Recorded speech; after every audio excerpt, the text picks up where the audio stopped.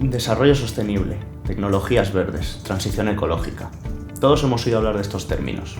Y es que, debido a la creciente demanda de dispositivos tecnológicos en el mundo y a la falta de recursos en la que nos encontramos, la comunidad científica se ha orientado estos últimos años a buscar nuevos dispositivos y nuevas tecnologías que puedan combatir con esta crisis energética y esta escasez de materias primas en la que nos encontramos.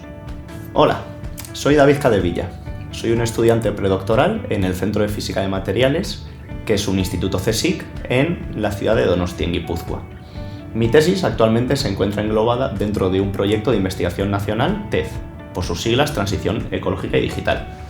Mi tesis se basa en el estudio de uniones híbridas superconductor-semiconductor. Estas uniones son dispositivos crecidos a capas, con un perfil muy similar al de un sándwich.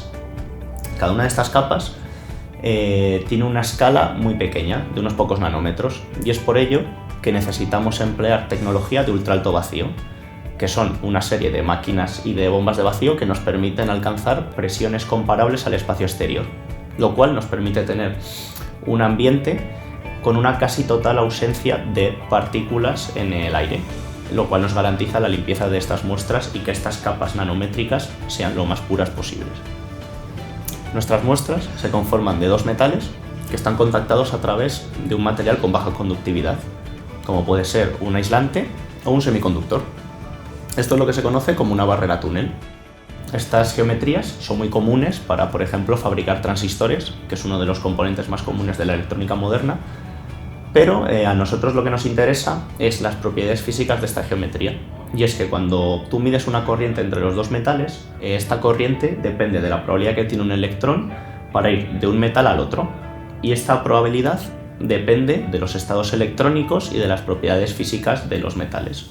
Con lo cual, con una geometría muy sencilla y con una medida muy sencilla como es medir una corriente, podemos obtener una información muy completa y muy útil acerca tanto de los estados electrónicos de los materiales como del tipo de barrera y de las propiedades de ambos.